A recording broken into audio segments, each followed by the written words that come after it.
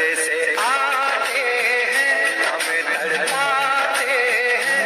चिट्ठी आती है, पूछे जाती है कि घर कब आओगे, कि घर कब आओगे, लिखो कब आओगे, कि तुम बिन ये घर सोना सोना है।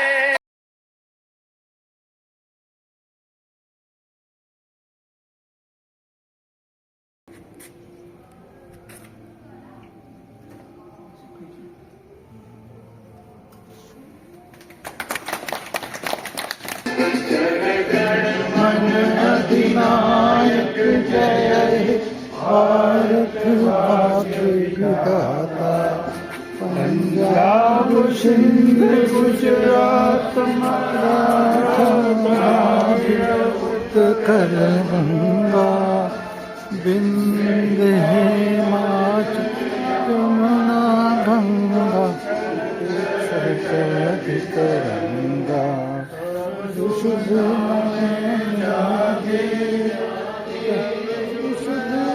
आशीष मांगे हे तब जय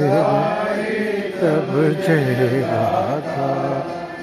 जनगण मंगलदायक जय भारत भाग्य विधाता। जय हे जय हे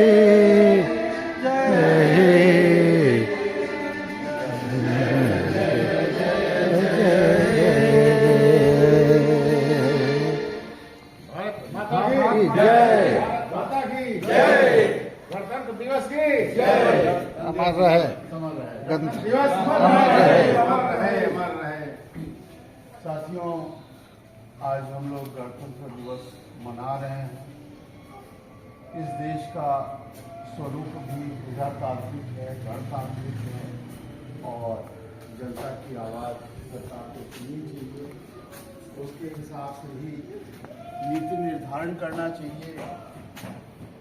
प्रभु से प्रार्थना करते हैं कि जो शासक दल है उसको सद्बुद्धि दे ताकि वो गणतांत्रिक मूल्यों का देश के सर्वोच्च न्यायालय द्वारा दिए गए निर्णयों का स्वागत करे और उसके अनुरूप कार्य करे। तानाशाही प्रवृत्ति में कार्य करना कहीं से ठीक नहीं है। साथियों, इस आज़ादी को हासिल करने में, संविधान को बनाने में काफ़ी परिश्रम लगा है। तमाम लोगों ने आज़ादी को हासिल करने में अपनी आहुतियाँ दी हैं, प्राण न्यौछावर किया है। तो इस मौके पर सबसे पहले हम उनको नमन करते हैं और साथ ही जो संविधान निर्माता हैं उनको भी नमन करते हैं कि उन्होंने इतना सुंदर संविधान दिया। अब सिर्फ बात रह जाती है उसके अनुपालन की। तो इस छोटे से कार्यक्रम के माध्यम से सरकार को ये संदेश देना चाहते हैं कि वो संविधान के अनुरूप कार्य करे। जो मानदंड स्थापित किए गए हैं हमारे पुरखों द्वारा, स्वतंत्रता सेनानियों द्वारा, उस मानदंडों के अनुरूप कार्य करे। इस मौके पर बहुत सारे हमारे विद्वान साथी उपलब्ध हैं, मौजूद हैं और उनसे भी हम एक एक करके आग्रह करेंगे। सबसे पहले हम आग्रह करेंगे श्री देवेंद्र मणि त्रिपाठी, जो इस संगठन के वरिष्ठ उपाध्यक्ष हैं, इस मौके पर दो शब्द से हम लोगों को अभिसिंचित करें। श्री देवेंद्र मणि त्रिपाठी जी। सभी पदाधिकारियों को, हमारे कार्यकारिणी सदस्य को, सभी मित्रों को गणतंत्र दिवस की हार्दिक शुभकामना। गणतंत्र दिवस की जो स्थापना की गई है गणतांत्रिक मूल्यों के लिए, तो सरकार से हम लोगों का हमेशा अनुरोध है कि जो भी नियमावली सरकार ने बनाया है, कानून बनाया है, उसका अनुपालन करें। कोई ऐसा विघटनकारी कार्य न करें कि जिससे समाज में असंतोष हो। हम लोगों का मांग है, जो भी हम लोगों की समस्याएं हैं तमाम, उनका भी सरकार गणतांत्रिक तरीके से उसका अनुपालन करे। यही हमारे आज का संदेश है और सभी लोगों को बहुत बहुत धन्यवाद। सर जी आप दो शब्द शुभकामनाएं। गणतंत्र दिवस पर हमारे देश के बहुत से स्वतंत्रता सेनानियों ने बलिदान किया है, उनको हम लोगों को हरदम याद रखना चाहिए। और जो इस दिवस पर संविधान बनाया गया बाबा अंबेडकर द्वारा, उसको हम लोग नियम संगत ही चलाएं और सरकार से भी अनुरोध है कि उस संविधान का उल्लंघन नहीं होना चाहिए और उसको कायदे से ही लागू करना चाहिए, जिससे सभी लोग देशवासियों के लिए फायदे भी हो और उसका लाभ उठा सके। इन्हीं शब्दों के साथ अपना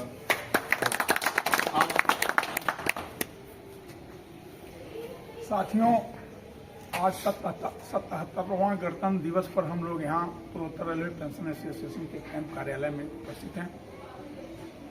ये आज के ही दिन 26 जनवरी 1950 में संविधान का ढांचा अंगीकार किया गया और बाबा साहब अंबेडकर के नेतृत्व में यह संविधान बना।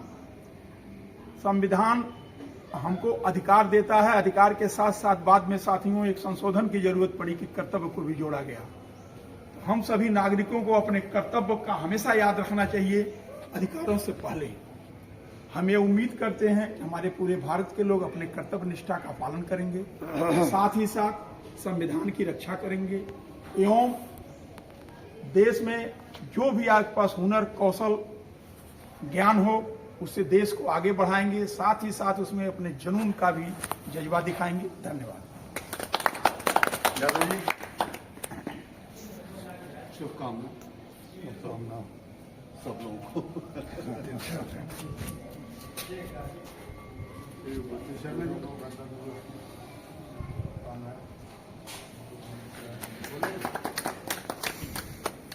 आप स्वास्थ्य मंत्री जी बोले स्वास्थ्य मंत्री जी बोले।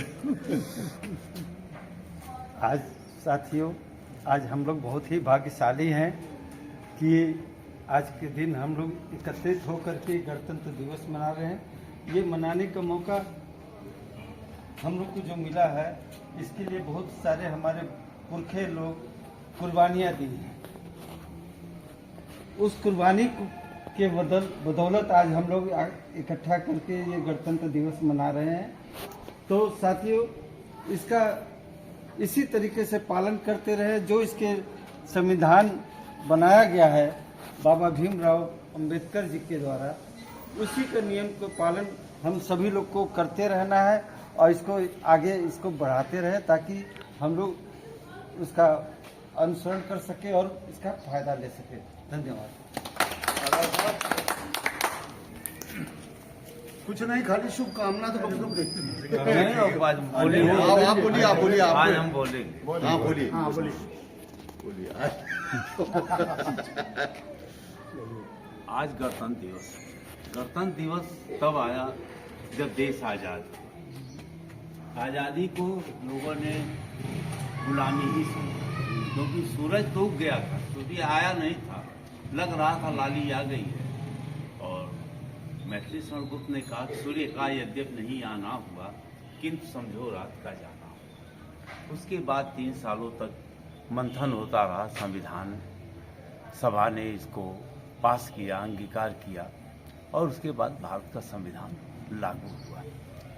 लेकिन इसके पीछे जो कसक थी, वो कसक ये थी कि हमारे जीवन जी एक कवि हुए हैं गोरखपुर के, रामधार त्रिपाठी जी। उन्होंने कहा कि जंजीरों से चले बांधने आज़ादी की चाह, घी से आग बुझाने की सोची है सीधी राह। हाथ पांव जकड़ो जो चाहो है अधिकार तुम्हारा, और जंजीरों से कैद नहीं हो सकता हृदय हमारा। कैद नहीं हुआ, देश आजाद हुआ, देश गणतंत्र हुआ, लेकिन जो व्यवस्था थी दिल्ली की, दिल्ली वैसे ही थी जैसे अंग्रेजों के टाइम में थी।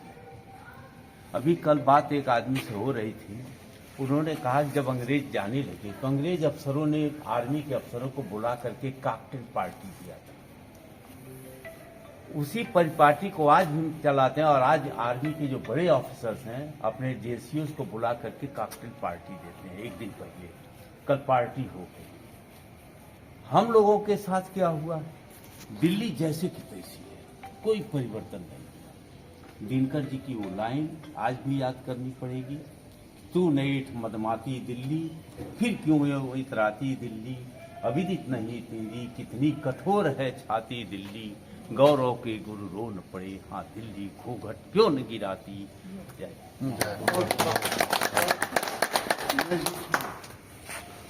मैं उमेश सिंह, उपस्थित सज्जनों, गणतंत्र दिवस के उपलक्ष्य में हम लोग आज यहाँ पे इकट्ठे हुए हैं और भारत के संविधान के अनुसार हम लोग को कार्य जो है करना चाहिए।